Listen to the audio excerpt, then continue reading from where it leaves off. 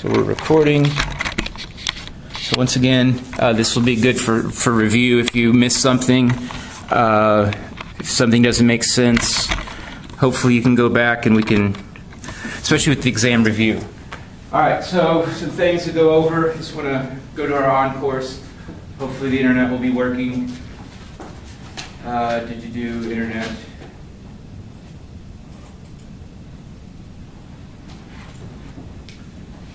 Any other things? Anything else? So we're kind of getting a groove with it.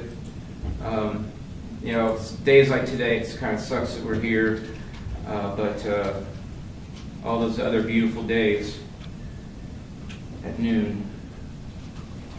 If I read those up for you. All right. So just to go to our on-course page, just some stuff just to remind you. So the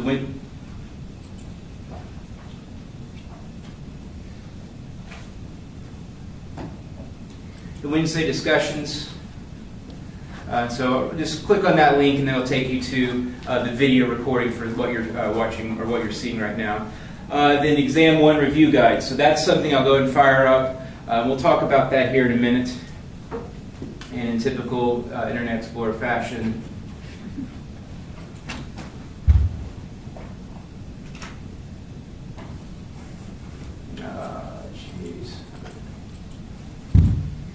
so let's go to the resource.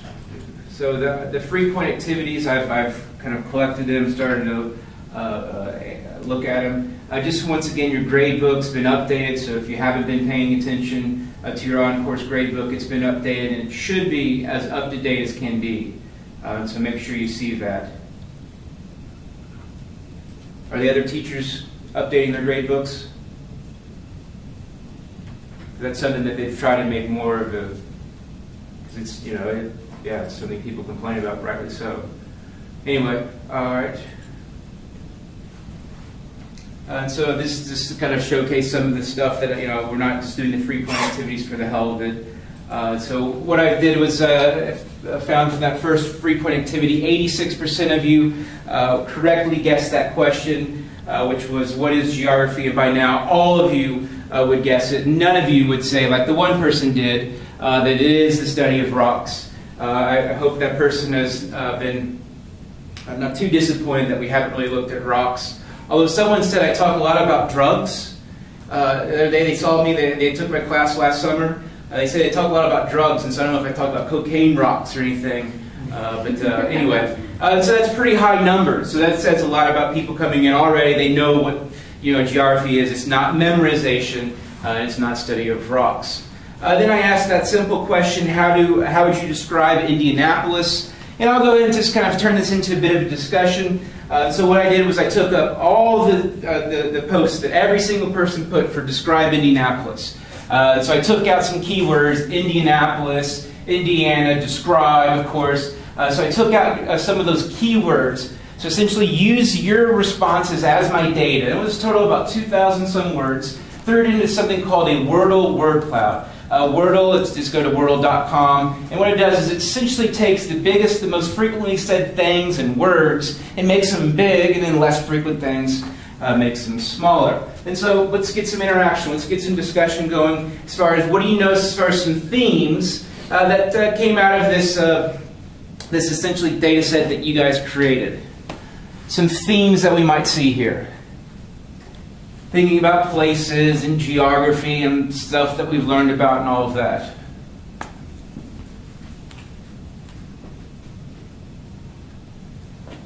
So if you don't understand large, you guys said large a lot, but you also said small a few times. Medium, extra large maybe, I don't know, extra in there. Any themes, anything you notice? Any deep thinkers in the room? You can kind of see anything interesting, patterns, as far as, you know, if you were given this to someone who doesn't know a thing about Indianapolis, would they be able to understand kind of what's going on there? Yeah. Yeah, the center and central. Yeah, and so center and central. So when we think about this, also think about what would be different for, let's say, Chicago. How would you describe Chicago? I wouldn't think Chicago would see center or central as much because it's not in the center of the state. So oftentimes when center was being used to describe it's in the center of the state of Indiana. Some of you were not so much in this class, but some of you were telling me that Indianapolis is at 39.03 degrees north. If you know that off of memory, then that's cool. But that's really obviously not what you really think. So your own thoughts. Other themes.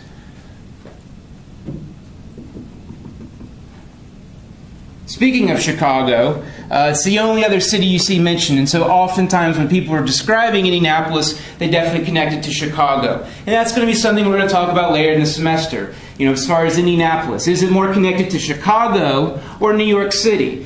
Some would say New York City because it's the dominant city of the United States. But others would say, especially more agricultural areas of the state, would say, no, Chicago is more important, more connected to Indiana, and you guys say that as well. Because Chicago up there big. Anything else? Keep it coming. This is good. I like that it says different and diverse and growing. Yeah, so we got these positive things. So one of the things is, you guys are, for the most part, kind of also looked at are they positive or negative, and for the most part, they were positive. So they're a lot more neutral. A few said overcrowded, dirty, I don't like it here, and they're probably from a different city. But we see diverse, different, growing. Things you probably wouldn't say about Indianapolis 10 years ago. So if I did this with students 10 years ago, I don't think, 15 years ago, we definitely wouldn't see growing. Hell, I was leaving here. What else? We wouldn't see diverse, Indianapolis diverse. We wouldn't really see that either. So definitely the city's becoming increasingly more diverse, increasingly more international, what have you. And so all of that kind of plays into stuff that we talked about in cultural geography. Other stuff. Yeah. This kind of ties into what you just said, but the words popular and busy, yeah. I wouldn't have seen that 10, 15 years ago either. Exactly. I mean, downtown especially. Because most people think of Indianapolis, they think of the downtown. That's something we'll also talk about in urban geography, kind of the role of the downtown is very much the symbol of a particular city, a particular metro region. So that definitely, yeah, for sure. Yeah. There's suburb, urban, and metropolitan. Yeah. So once again, you think about other cities. New York City, you probably wouldn't see people say, well, the suburbs of New York City. But Indianapolis, the suburb, look how big it is. I mean, it's almost it's about medium size as far as its word frequency. So it's something that's said a lot. So a lot of people live in suburban areas. And so that's, of course, going to be something we're going to focus in on later in the semester because our city, central Indiana, is very suburban. We see that play itself out there. But, yeah, anything else you want to build off of that? Or couldn't tell if you're ready to say more? Or? No, I just saw that there was urban, suburb, and metropolitan. So it's more like diverse in like what type of neighborhoods there are. Yep, definitely. And so, the snapshot of this class, I guarantee you we've got, Fountain Square people, Broad Ripple people, suburb people, Avon, probably even some people trucking in from Danville or Whiteland, even Martin's Tucky.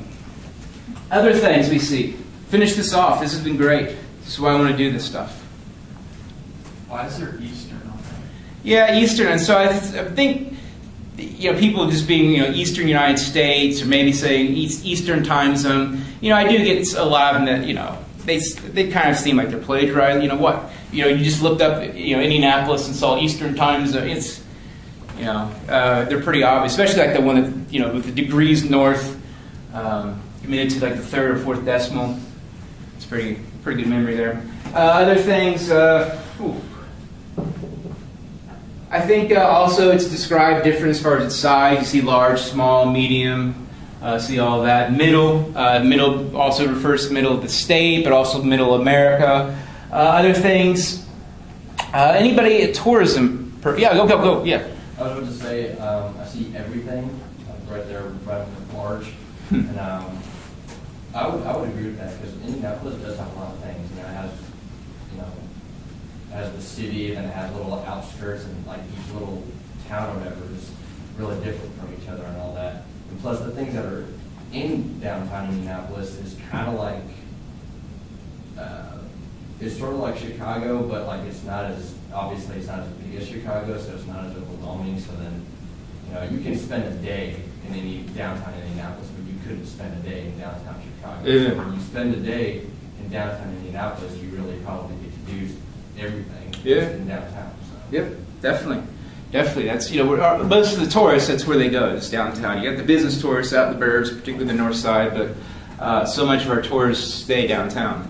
But yeah, so the thing about tourism, two things I noticed up there, sports and sporting. So you look at our city, once again, you compare us to Nashville, Tennessee. Nashville, Tennessee, they wouldn't see sports and sporting and events too high up there because it's not their shtick. Putting on major sporting events, whether it be the Final Fours, there's futsal. Anybody see the futsal thing? We have this futsal tournament downtown this weekend. We've got the Circle City Classic coming this weekend. We've got, of course, the Super Bowl we had way back when. So we put on these big, huge events. And so that's another characteristic of us that makes us different. So we'll talk about the role of sports in Indianapolis in a future chapter as well. But we'll also talk about why Indianapolis has so much more stuff going on than maybe a Fort Wayne, an Anderson, or a Richmond. Other things, highways, in little rinky-dinky river. So I think it's very much symbolic. If Cincinnati or Louisville, river would be huge. But here, the White River is just a little trickle with a few syringes and dead bodies. All right, I think we hit this pretty hard. This is great. So these are all things I was going to point out, but we did that.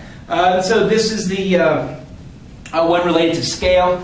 We had some very wide, I got so many different numbers for this one, but here's how you do it. So the question asks, go to Lucas Oil to Indianapolis Motor Speedway, straight line distance. So straight line distance from one place to the other. Simply what you do is you go down to the scale. Scale's down at the bottom. So you just kind of I just put this green line here. And what I'm going to do is just put green lines all the way. And we can get a very simple rough estimate as far as the distance from Lucas Oil Stadium to Indianapolis Motor Speedway. So 1 mile, 2 mile, 3 mile, 4 mile, 5 miles. So it looks about halfway to 5 miles. And so the answer, 4.5 miles. And so I've got 70 miles was one. So I don't know if you're just kind of having fun or what, but 70 miles. And so, yeah. And then there's the physiological and arithmetic density, looking at Egypt and United States. And just also wanted to emphasize, directions and all of that. Kind of a stickler on that. So in less than 3 sentences, so I didn't care if you gave me 15 paragraphs or whatever, but at least give me something. So be able to compare and contrast. You have to be able to compare and contrast. You have to use some words more than just saying Egypt's overcrowded. So explaining, okay, why. So you can do that by looking at the arithmetic density versus the physiological density. And so this is the key idea there is one counts the whole entire area, the whole entire country. The other one looks at, okay, actually the area where people can actually live within a country, within a state that's actually arable is the term. So there are different ways to quantify and understand overcrowding. And so Egypt, definitely much more overcrowded than the United States. Pretty much no one wants to live in the whole middle part of the country. In Egypt, pretty much people just live on a little sliver that is the Nile River. And then finally, the most recent. So this is a very much different pattern than previous semesters. We had much more of a balance in previous semesters, but a whole lot more people this semester said soda is what they call a soft drink if you ordered it at the restaurant. Also, that higher number of don't drink soft drinks. So I don't know if that's the First Lady's fitness thing and healthy diet deal. I don't know what I'm doing with my legs either. I don't know if it's that what's going on or what, but cool. So soda is the #1 choice as far as what people would call it at a restaurant, McDonald's, what have you. Which does kind of go in line somewhat with the pattern that we have observed with a map. So what some guy does is he actually maps out different words. So there's actually the pop versus Coke versus soda map. So essentially the moral of the story is places that are red are where they call it Coke, blue is where they call it soda, and pop is where they call it green. And we had that previous pie chart that was kind of a mix. different sizes. You look at Indianapolis, we are kind of a mix. We got a lot more red, but you know, we're kind of a mix of red, green, blue. We're kind of a little bit different pattern than being hardcore here in the South or there on the coast, where they call it clearly one thing versus the other. So this is you know, interesting pattern. So I don't know if things are changing, if we're going to be more and more younger people going to be calling it soda, who knows? But it's definitely not something I'm going to worry too much about. All right, so let's do the exam 1 review. So hopefully our good friend on course is working.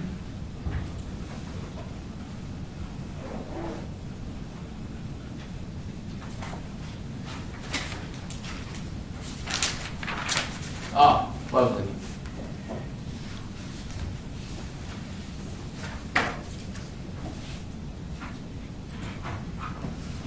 All right, go ahead, fire away. Any question, anything you want me to explain, or so just kind of go over the exam, how it's going to look if you haven't checked this exam 1 review guide out.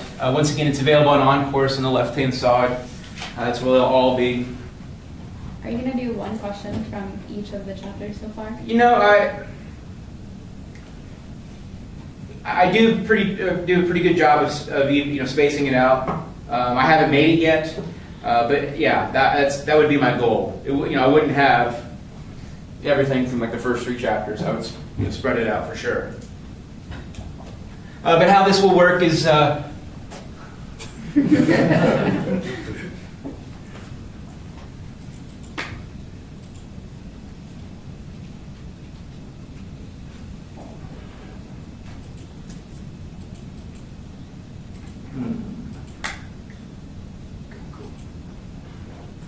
right, so we're over here. All right. So on Monday at noon, what will happen, and it says you have an hour and 15 minutes, but if you want more time, we'll go outside, we'll go out here, we'll do whatever, you know, use as much time as you want, so don't feel like time is going to be something that's going to hurt you. But what will happen is you'll be given an exam packet, and that exam packet will contain 5 questions. And so where are those 5 questions going to originate? They're going to come from one of these here. And so I will randomly pick, you know, pretty randomly, pick 5 questions. So I'll randomly pick, and so you already will know the questions. Here they are. You just won't know which 5. So how it will be is you'll see your exam. That's why I bring my own. You'll see your 8.5 by 12 sheet of paper. It'll have that question or that whatever at the top. Then you'll have the entire page to go nuts. Then you'll also, if you want to, you can use the back page as well, the back side. So you'll be given 5 sheets of paper stapled, and each of them will contain the 5 that I'll randomly pick. So that's the format, and it's something in which students excel in on the campus class because you know the questions already. I will warn you, though, that of all 3 exams, this is the one that scores lowest because people kind of figure it out and do better just naturally in exam 2 and exam 3. So just you know, with that in mind, I'm kind of trying to caution you that do the work in advance and make sure you're prepared and all of that, and I'll do whatever it takes to help you. But obviously, you got to meet me halfway. So that's the format. Cool. Questions? Yeah. The only one of these I really had a problem with was the When the Thunder Dies article. Yeah. I felt like I understand the culture concepts and everything, and then when I went to like answer the question, I don't know, I just like cool. blank. I didn't know where to start. Yep. So if you could just like, cool. give me a hint. Yep. Cool. No problem. So for that one, so we've got the cultural things. We've got we've got to put them in order here. Where are we at? Okay. Cultural identity.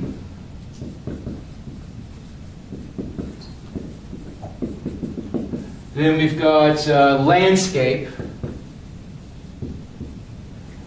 And then we've got region.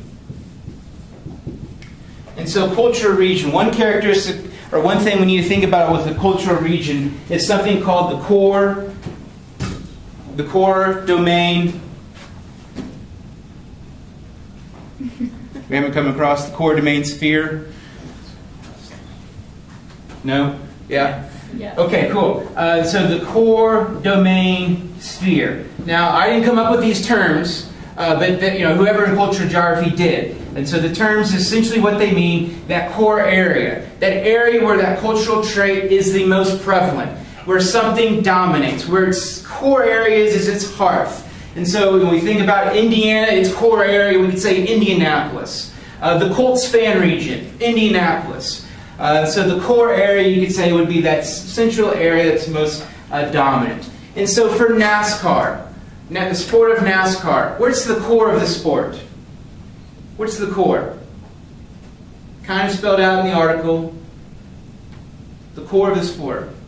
Geographic core. Where's it most popular? From the south. Core, yeah, the American South. So you could say the American South. The core area is the American South. I don't know if you know about NASCAR. Do we know what NASCAR is? Stock car racing, people, cut off jeans, everyone mocks them, and all that. I don't know. I guess we don't. So the American South, and particularly the Carolinas. So that's the core area. The domain, as far as domain's kind of where, yeah, people follow that sport. People are interested in that particular phenomenon. But you know what? It's not, it doesn't dominate their life. They're not going to get tattoos or driver numbers or anything like that. And so the domain, you could say, most of the United States. Most of the United States is pretty much, NASCAR is popular everywhere. Not so much in urban areas, New York City and California, not so much. But the sphere, you could probably say North America. So this is just one way in which we could identify the cultural region. And so cultural region, we could say the core of the NASCAR cultural region is the Carolinas in the American South. Where else do we find the sport popular in its domain? Throughout the United States, you could say the Midwest, whatever. But where do we find? We find people all over Canada. People in Mexico are NASCAR fans. And so as far as the sphere of the sport, it's very much throughout most of North America. I don't think people in particular areas, in Europe or Middle East or Asia are watching NASCAR. I don't think they are. Maybe they are if they're even listening. All right, so cultural region, that's how we could talk about that in terms of this article. Cultural landscape. What is a cultural landscape? What is it? So if we can define it,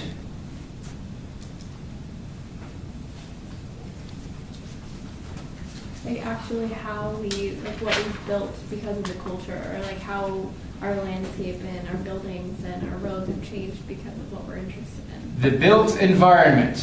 So the built environment is the landscape.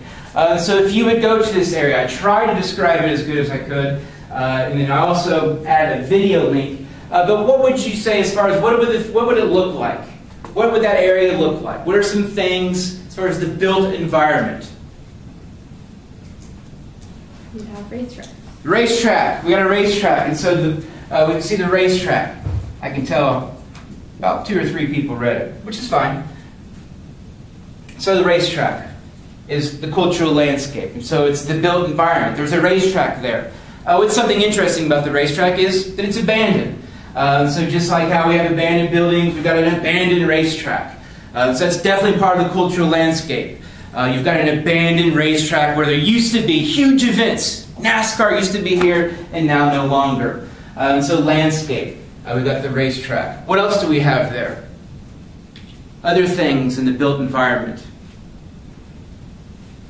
Because of the people coming into the city for the racetrack, there has to be more restaurants and hotel stays and gas stations. That's solely due to the fact that there are people coming in to use those resources in that city. So the moral of the story is there's also, not only is there an abandoned racetrack, there's an abandoned hotels, abandoned gas stations, a go-kart track, right next to the track that's no longer used, weeds growing through it. And so the cultural landscape of this place is an area that's of desolation. If you don't know what that's, an area of nothing going on. It's abandoned. And so we look at oftentimes at places in which stuff's going on, which buildings occurring and growth. there's also the places in which they're decaying, essentially dying. Just like how people can die, so can places. And so the cultural landscape here, the built environment, we not only have that racetrack, have its abandonment, but we also have the nearby businesses. Those businesses were huge. They lived off of 150,000 people bringing their circus to the area for the weekend. So we've got the hotels, restaurants, what have you. So that's the cultural landscape. The cultural landscape also does include the physical environment. So the physical environment, you do have, this is kind of the foothills of the Appalachian Mountains, and so this is a very hilly, rugged area. So just rugged area that's also kind of close to the mountains. Why does that matter? As far as the sport of NASCAR, the cultural identity of NASCAR, the origins of NASCAR. Anybody know the origins of NASCAR? Who wants to show off? What's here? What's the origins of NASCAR? So we're going to now do identity. During the Prohibition, they started racing their cars as they modified them to outrun the police. So we have people who are building up these cars so that they could outrun police. Why were they outrunning police? What did they have with them? Moonshine. They had moonshine. So we go back to the rugged mountains. So moonshine, I don't know if you've been to middle of nowhere Appalachia. Just pretend you go to middle of nowhere southern Indiana. If you would go there, it's essentially very remote. And so it's super easy to cook and grow and start not growing. Think of a different cash crop. Producing moonshine. So what they essentially do is they produce in these backwoods, places in which no one can go, but then they have to take that moonshine, that whiskey, that illegal stuff, they have to take it to people who want it. So essentially what happened over time was, in the foothills of the mountains, there became a demand for people to move moonshine from production to, the big cities where it could be consumed. And so essentially they would build their cars to be super fast, outrun cops, so that it could then get the product to its destination, even though it's illegal. And so, of course, men, they always want to compare everything. They always want to compete with each other. So what they start doing is you start getting a couple of these good old boys. They all think, well, I'm better than you. My car's better than you. I'm a faster driver than you. And so essentially they built this racetrack in the foothills of the Appalachian Mountains so they could compete with each other. Over time, people think it's pretty cool. People think it's kind of nice that people are getting drunk, watching race cars, and so it becomes a huge event. So the cultural identity of NASCAR and this location are intertwined. So you have the origins of the sport, but also with the kind of that moonshine tradition that's also found here. So tying it all in, cultural identity just mentioned. Landscape, be able to describe the landscape, which is the built environment, so buildings, but also throw in the physical environment there as well. And then region, make sure, this is great, because a lot of times when I do the review, people don't ask this question, but a lot of times what's missing is the core domain sphere thing. And so make sure you talk about each of those things. Cool, so that's that question.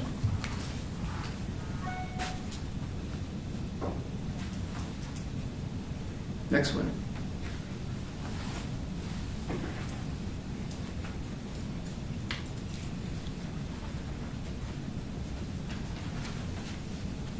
And that article's there in chapter 4.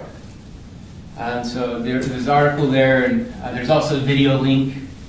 But this summer, this guy wrote an article about the town.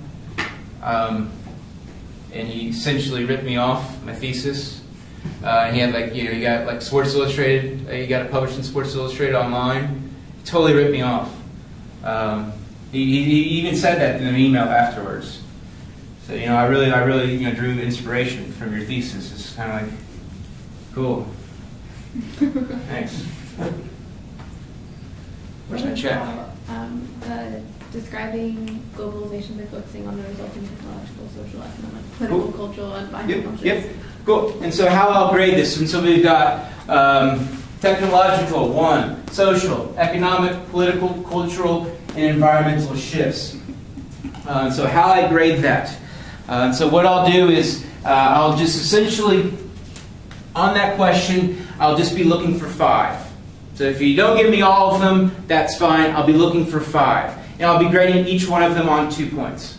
So we've got, let's put them in order. Technological, tech, social, economic, political, cultural, and then environmental.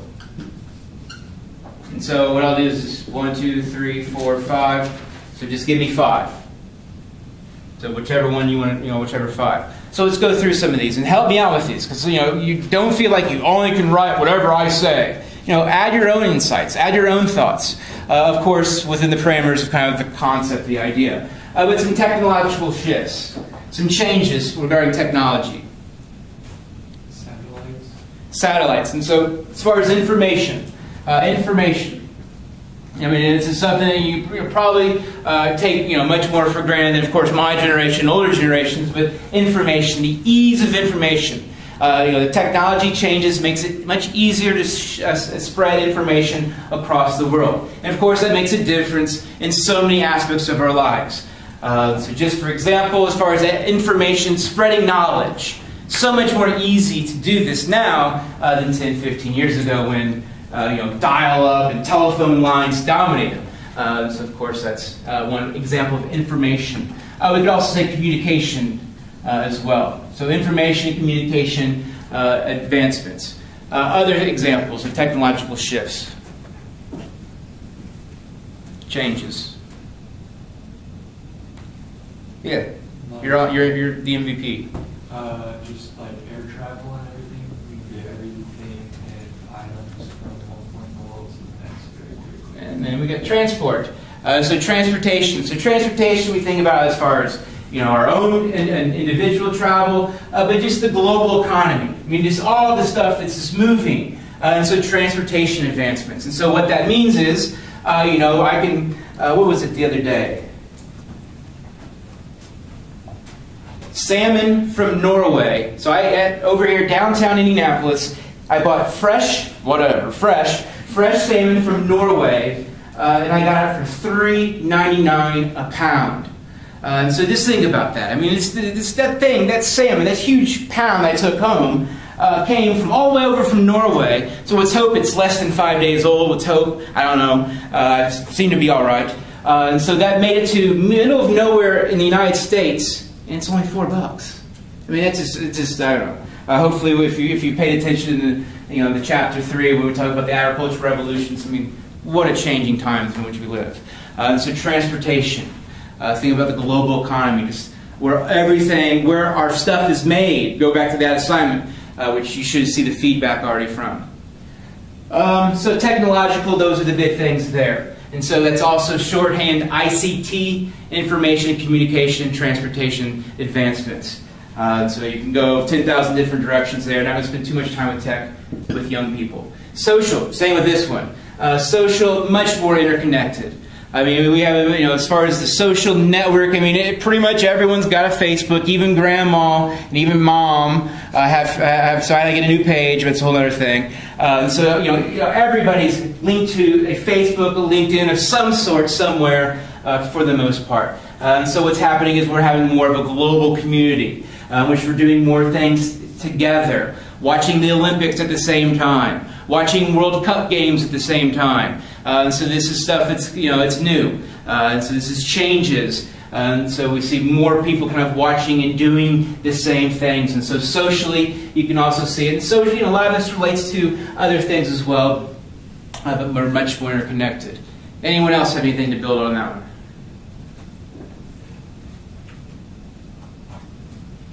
Economic changes. Where's some economic changes? Can you use like information and communication or like transportation for like proving how those 3 things like affect all of this? So like economic, you can hire or outsource or do anything really because the ease of travel. You can hire anyone from anywhere as long as they have a computer and a plane ticket. 2 points. You just got 2 points. Yeah, that'd be a 2 point right there. Just regurgitate that. That's 2 points. And that just shows, obviously, you understand the role of information communication and making changes, because this is all about shifts, and S-H-I-F-T-S, shifts that have changed. And so what are those shifts? What are those changes? And so key to those changes are a much more interlinked economy, social network, all of that. A little bit more with economics. So you mentioned a word, I don't know how much I've talked about yet, but multinational corporations are these large government, major corporations. They're international, so Walmart, they're all over the place. McDonald's, they're all over the place. But they're very, very, very big companies.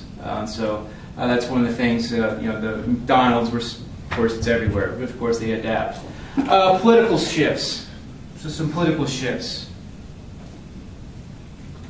You want to keep on going, or The spread of democracy. Spread of democracy. I don't know how much I focus in on that. I don't try to, because it can kind of whatever. But people in liberal arts really freak out about that. But so you could say the spread of democracy.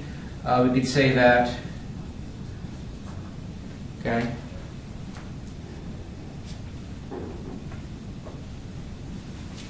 Anybody? Yeah. I mean, if whoever's elected here in the United States, that's going to affect everybody globally. So can it just be on a smaller scale like that? Yeah, and so one of the things I talk about also is who has power. And so we look at who has power. You look at political geography. That's the key changes. We have multiple groups and individuals and entities have power. Used to be, the British Empire had so much power. The United States government had so much power. But now Donald Trump has power. The OPEC has power. FIFA has power. All these various governmental bodies have power. So it's a much more, as far as who has power, was what they would call a multipolar world. And so it used to be just few countries had huge amount of power and influence throughout the world. Now with globalization, there's multiple individuals and entities and groups that have power. So that's one of the key political shifts by far. Another key one is the kind of these global alliances. So another thing that you're seeing, especially after World War II, I don't know if you know much about World War II, but it's pretty bad. A lot of deaths and casualties. And so the world said, you know what, we don't want to do that no more. None of that. So what they said is you had all these different governmental bodies and these global alliances starting to come together with the idea, okay, we need to promote togetherness, unity, peace, prosperity, and all of that good stuff. No more conflict. And so these various examples, for example, of course, we've got the United Nations, World Trade Organization. We'll talk more about them later in the semester. But we have these global alliances that are definitely another new phenomenon that we also associate with globalization. Beforehand, you do not see all these global groups, and this even includes regional groups. So regionalization is another new thing, a relatively new thing. So you've got the Arab League, you've got the African Union, you've got the North America Free Trade Agreement. So you also have regional groups as well, which is also a new example of a shift politically. As far as cultural shifts. So one of the key words we see, or we would have heard, cultural homogenization. It's a big word. It says the world, we're more similar. We're doing more of the same things. We're wearing more of the same things. Especially as popular culture spreads much more easier. I don't know if that's bad English, whatever. Much easier because of the advances in information and communication technology. But across the world, they're fascinated by the Kardashians too. They're Instagramming themselves. They're wearing this, their shorts up real high. They're doing all the very much the same things we're seeing here in the United States. We're seeing it all throughout the world. And so cultural homogenization, we're starting to look more the same, doing more of the same things, eating more of the same things. For example, meat. All throughout the world now, more people have money. More people are now culturally eating meat. Something that kind of goes along with income growth. So now more people are eating meat. And guess what they're doing in Brazil? They're just plowing the rainforest so they can then put cattle in its place, because now there's global demand for Brazilian meat, Brazilian steak, and all of that. So cultural homogenization, we're doing the same things. So it relates a lot to social. And so these are where you can see some overlap, which is completely fine. I'm just looking for who really knows and really understands the concepts and the shifts, the key shifts. Other examples of cultural shifts we see is syncretism. So syncretism is the blending of formerly distinct traditions. And so you're seeing the blending and the fusion of a lot of things. And so, for example, religions. There's a religion called the Unitarian Universalist, in which it's pretty much just groups all the religions together. So anybody can go there, you can go to a service, you can participate in worship. It doesn't matter what you are, who you are, and where you come from. So it's very syncretic. We also see examples of food, syncretic food. I believe I use Thai food as an example, as it blends Chinese, soy-based food with more Indian, South Asian, curry-based food. Anyway, so that's cultural shifts. Any of these I'm missing from those that have taken notes and stuff? Anything I've missed from the shifts? Then finally, environmental. There's no doubt there's been increasing environmental degradation. Even the Pope today says, today in the press conference said, yep, global climate change is real. So that's, I'm not going to get in that debate. But environmental degradation, there's no doubt that the air is dirtier. There's no doubt that the glaciers are melting at a faster rate. There's no doubt that the sea levels are rising. Who caused that? Is it God? Is it people? Who knows? I'm not going to get into that debate, but these are all environmental shifts that are occurring. And we think about what's going on. In the 20th century, we went from 1.6 billion people to 6.1 billion people.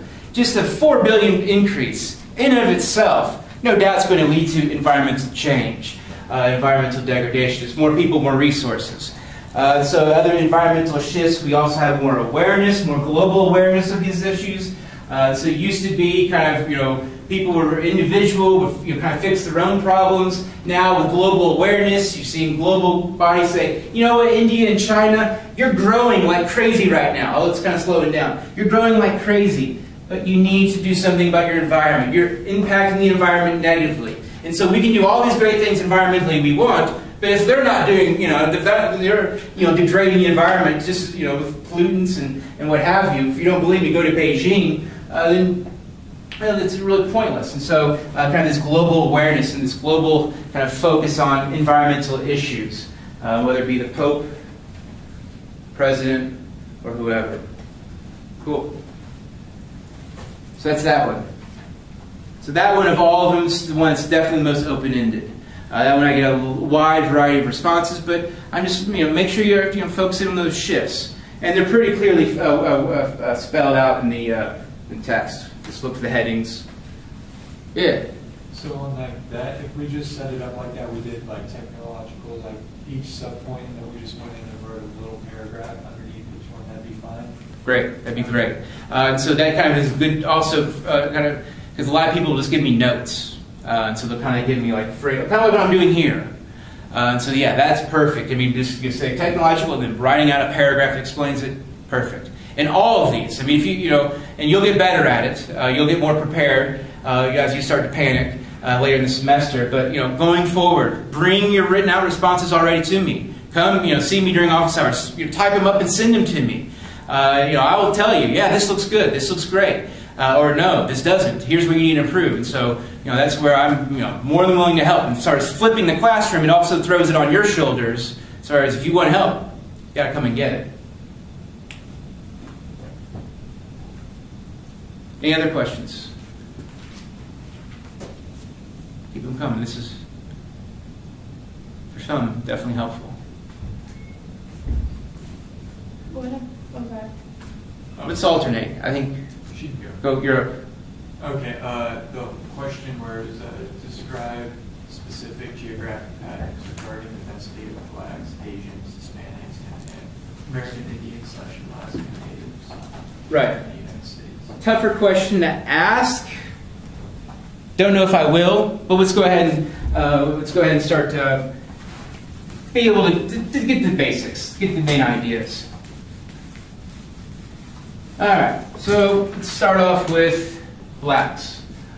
Where do we find blacks in the United States? Southeast. Southeast, overwhelmingly the American Southeast.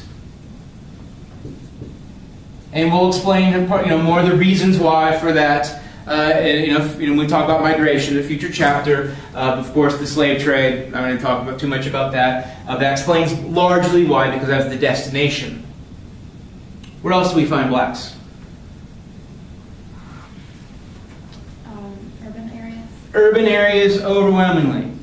So the one thing that you kind of would find really only in the American South is the rural African American. Pretty much everywhere else in the country, extremely urban. Very, very high urban.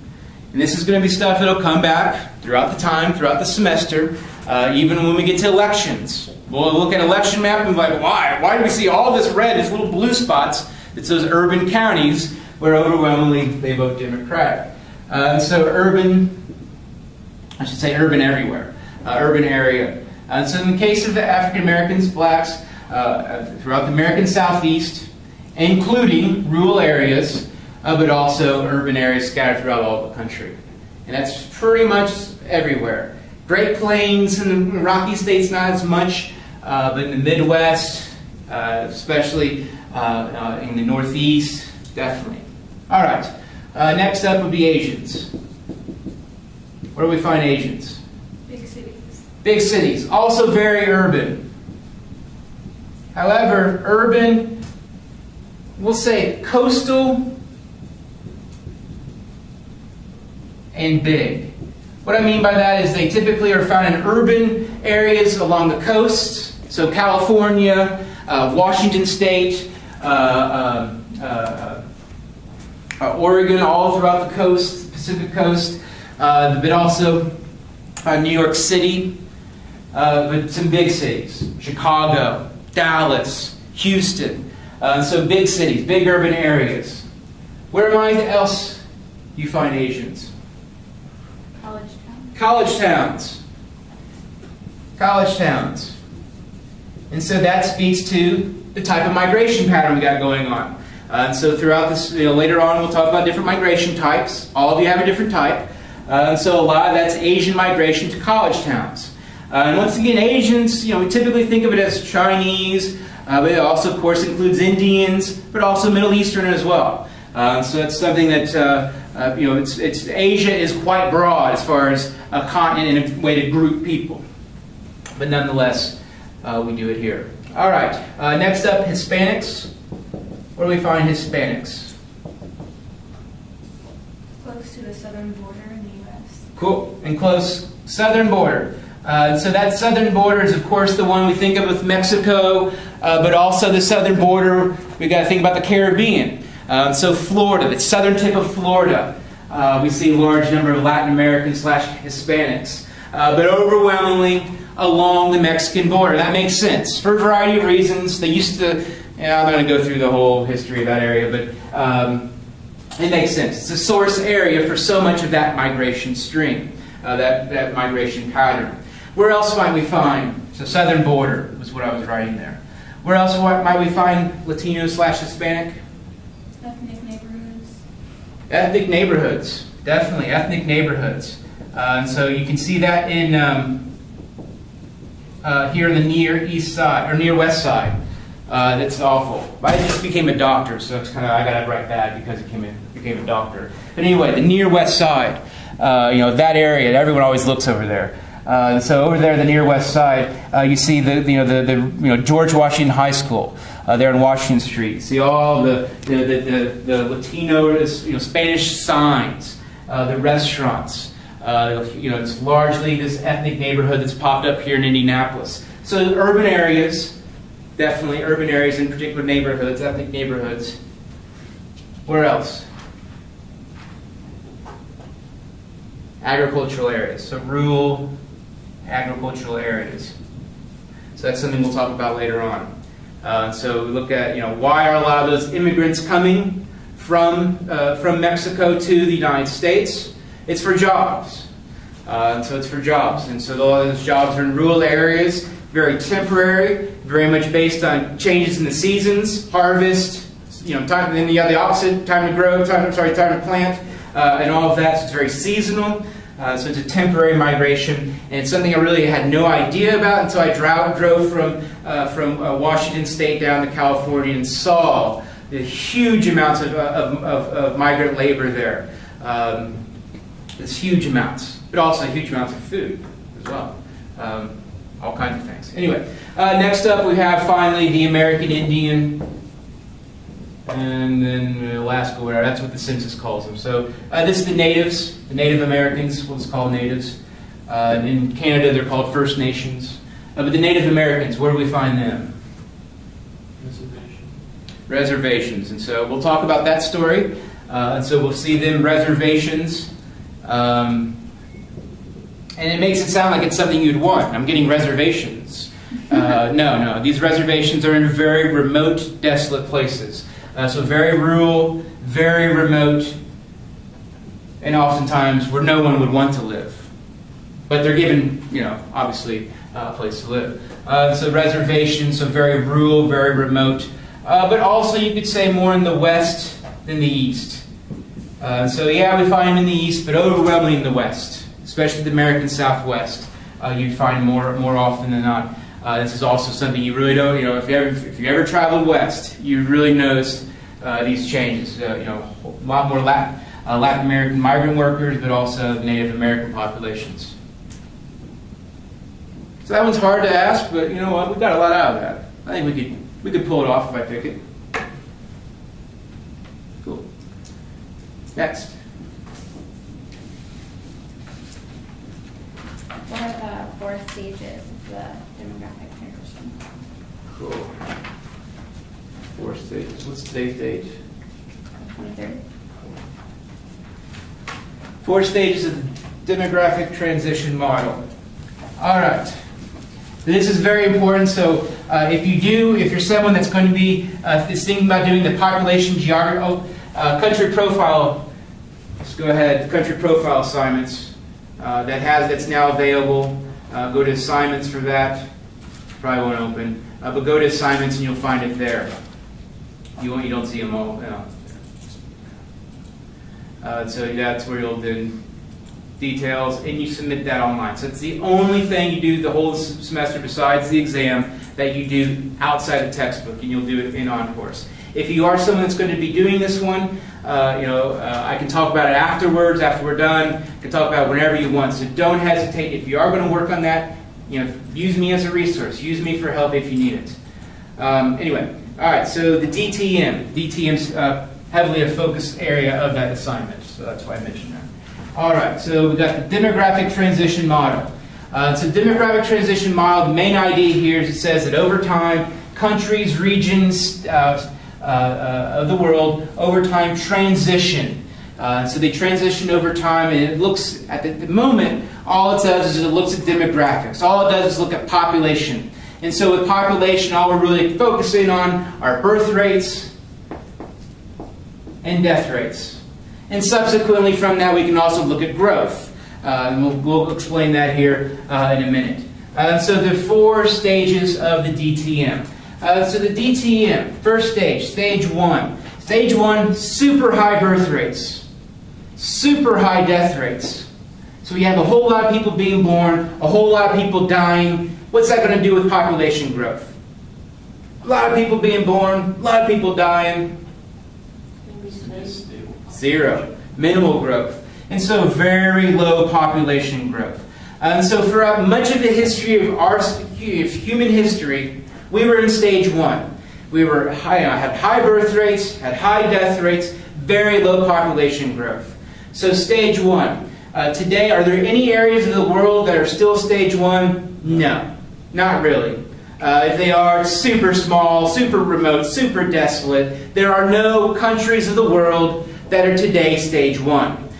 So what's going on there is death rates have improved. Overwhelmingly is what explains what's the change. And so as countries over time they transition through stage 1 to stage 2. And so stage 2 we also call developing countries. So throughout the semester I'm going to use the term developing and developed country. Stage 2 countries, developing. Lower income, poorer countries of the world.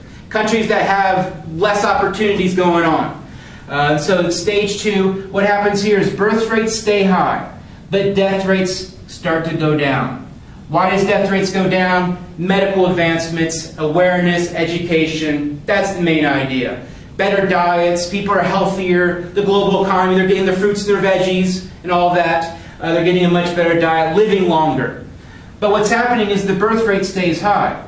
You know, the birth rate stays high because, you know, it's not like all of a sudden, mom had 10 kids, grandma had 10 kids, well, I'm probably going to have 10 kids. And so there's kind of these cultural norms in which you have a lot of children. That's what the people did. They always had a lot of children. And so then as more and more children live longer, more and more people living, what happens is then the birth rate starts to slow down. But there's this lag. And so that lag causes huge population growth. And so stage 2 countries, high birth rate, declining death rate, huge population growth. And so there's certain countries of the world that are growing massively right now. And maybe you have one in your country profile, Simon, one you've been randomly given. So they tend to be in certain regions of the world, but they have huge population growth, and most of that's because so many more babies being born than people dying. Then we get to stage 3. Stage 3, it's kind of a transition. So now we see transition. So birth rates are declining and death rates start to stabilize. So here, population growth is still occurring, but it's starting to slow down. So stage 3 countries, this great example would be Brazil. Great example of a stage 3 country. Still growing, still has a kind of a high birth rate, but definitely the growth is slowing down. And so you can see this in the country's growth rates. So you can see throughout the history of a country, you can see it grow big time, and then it starts to slow down. And when it starts to slow down, that means it's a stage 3 country. And so once again, countries transition. So they transition from stage 2 to stage 3. And so over time, there's changes. So also what happens in stage 3 countries typically become more urban. So you have a rural to urban migration. And so what this is a simple idea here, I don't know if any of you have kids, but in rural areas, kids are an asset. Kids are more workers out in the field. That's great. That's economic opportunity. We're in urban areas and cities. Now you got to put that kid through school. They're not working on the farm. You got to pay for all all the things that a needy urban kid needs, like making up something here. I don't know. Sports, I guess. Violin, sure, whatever. I don't know what I'm doing. Anyway, so finally stage 4. Stage 4, those are developed countries. So once again, developing stage 2. Stage 3, it's hard to say. It's transitioning countries. It could be developing, could be developed, but then you get to stage 4. Stage 4, you have birth rates that are low, death rates that are low. So birth rates that are low, death rates that are low, very minimal population growth. And even in Europe, they're starting to see population decline. So stage 4, developed countries, developed. So it's a key word that we'll use throughout the semester. Low birth rates, low death rates, very minimal population growth, and if in some areas even negative decline. Also very urban. Gender equality also is changing as well. So gender equality improves as a transition as well. And you can see this in this class or on this campus. I mean, it's like, I don't know if this is representative, but there's like what, 15 girls to 1 guy. That's what it looks like on campus. I don't know where all the dudes are, but in a developed country like the United States, gender equality, yeah, you can see it on this campus. I mean, more girls go to college than dudes. And bros.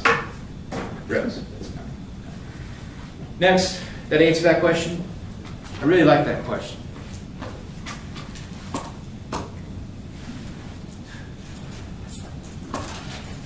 Other questions? Keep them coming. If you got them, if you don't, put some of us out of our misery. All right, let's do the attendance real quick so I can get the bonus.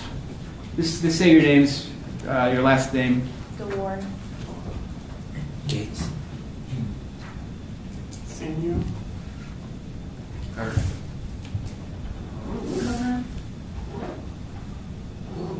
Randall. Thompson. Smith. McLaughlin. Cardinals. Oh. It's all right. Yeah, I mean, it's the winning. I mean, you got to get tired of it, right? You got to get tired of it. Sorry. Well, McLaughlin.